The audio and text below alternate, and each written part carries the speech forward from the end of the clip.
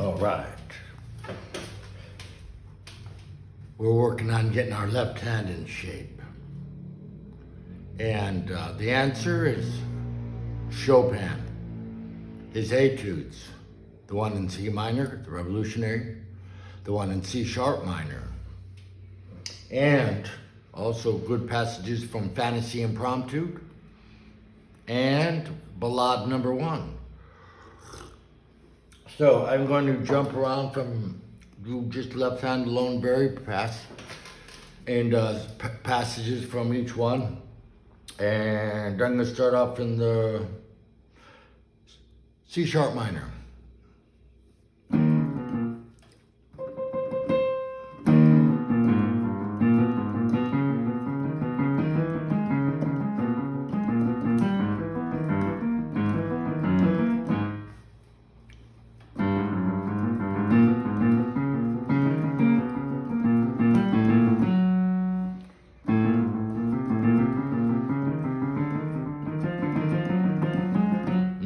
That's a good one.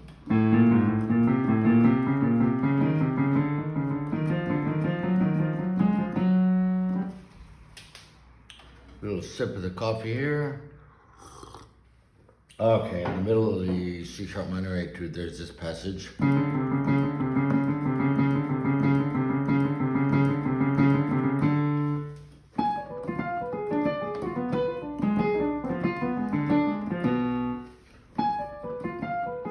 Wow, this is a great stretch, this one.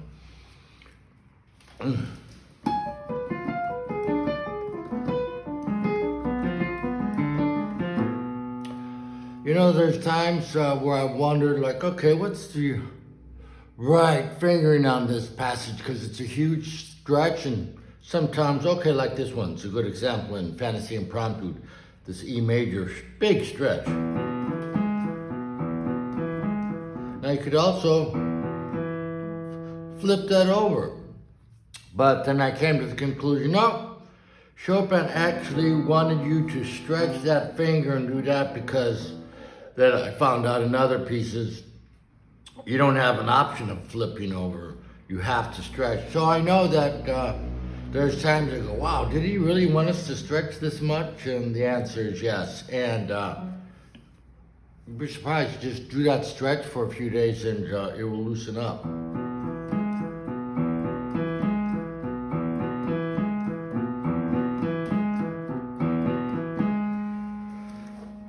And Ballade number 1 in the middle, there's this beautiful section, and it's great for stretching the left hand also.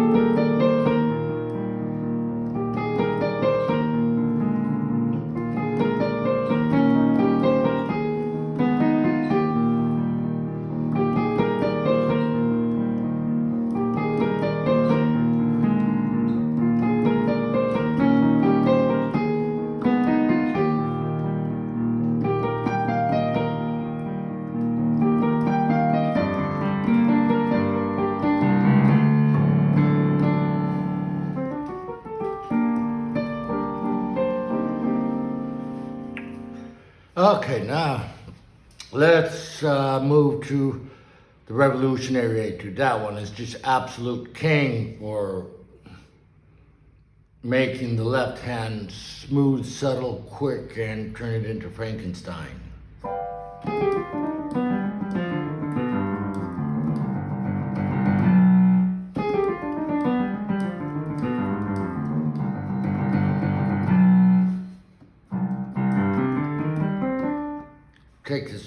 I'm gonna take this one slow because I have an issue with my first finger that I'm using this etude to fix it.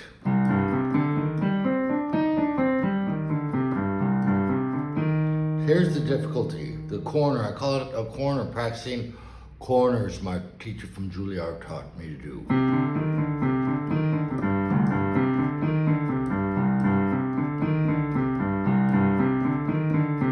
Don't practice the straightaways, those are easy. Practice the corners. Remember, being able to learn and play Chopin's etudes and perform them in public with confidence requires absolute mastery on how you practice. If you don't practice correctly, you'll never be able to perform it in public with confidence.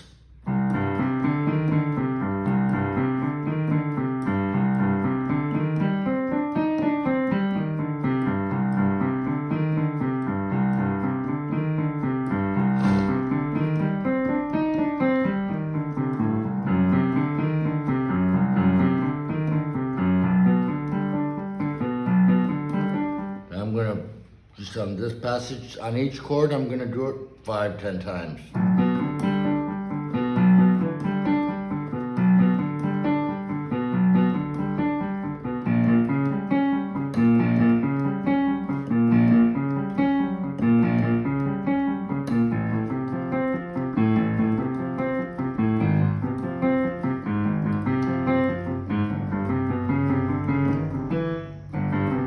Oh, this passage is great.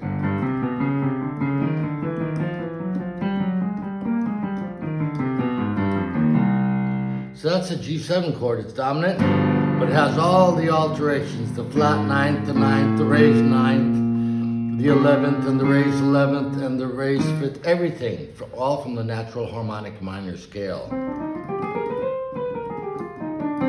Natural harmonic. Okay, in classical and universities, they teach two minor scales, C melodic minor and C harmonic minor. Well, I learned one from Dick Grove that's even better. It's a combination of both. It's called a natural harmonic minor scale. And it has 8 notes instead of 7. And it's the best. You know why? Because all those notes are all the ones that we can use in dominant chords that are alterations that force us to go to minor. Here's that scale.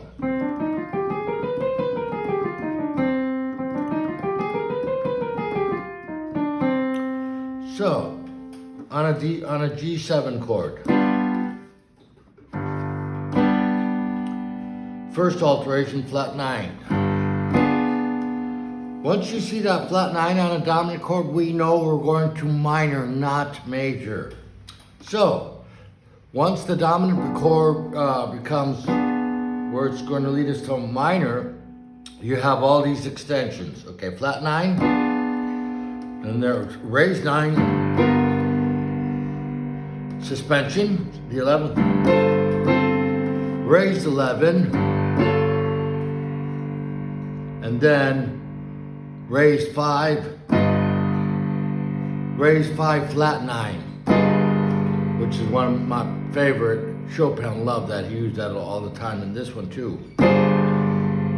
He always uses that one. So that's a G7, G11, flat 9. So another way to look at it is a D minor 7 flat 5 with G in the bass.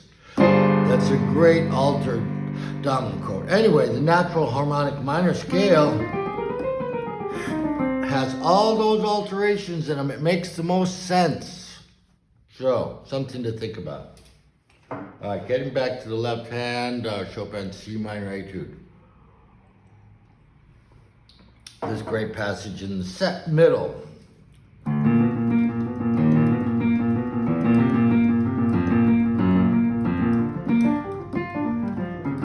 That passage coming down, G minor 7, F7, B flat. That little lick right there is great for stiffening to unstiffen the left hand.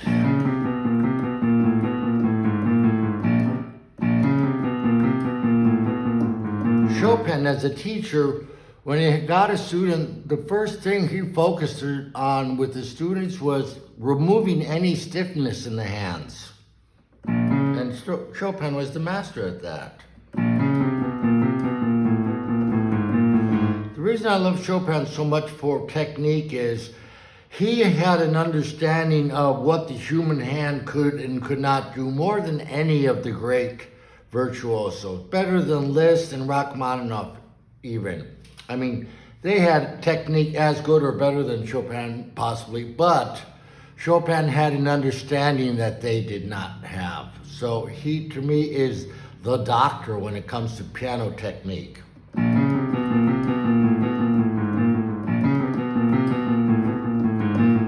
Now this last week, just a week ago, that was stiff like crazy. And just from doing it maybe 20 times a day, look, it's getting fluid.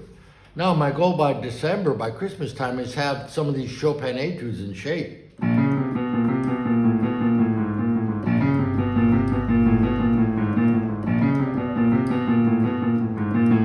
Next section. This, I love these 4 chords. Starts off G sharp minor to D sharp minor, F sharp minor, C sharp minor. Very dramatic. Okay, so here's a good way to practice this. Here's the riff. That's a G sharp minor. He's just approaching it by a half step in front of the root, ba-da-da-da, but that's a G sharp minor.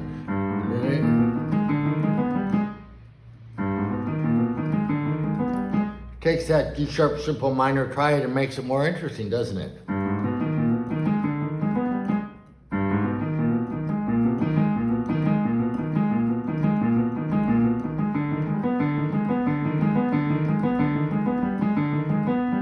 Oh, really good right here for the fingers, for the first finger. Tough. See, I found a difficult spot. So that's called a corner. We're going to camp out here.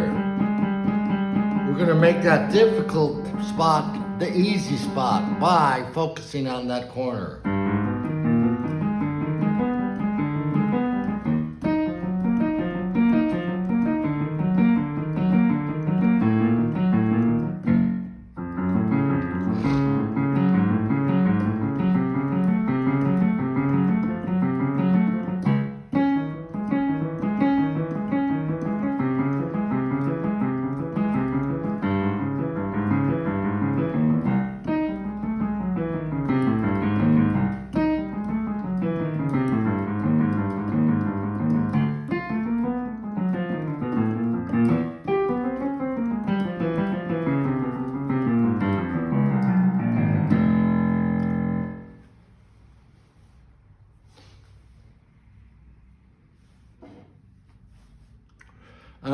Okay, I think that's, take a coffee break.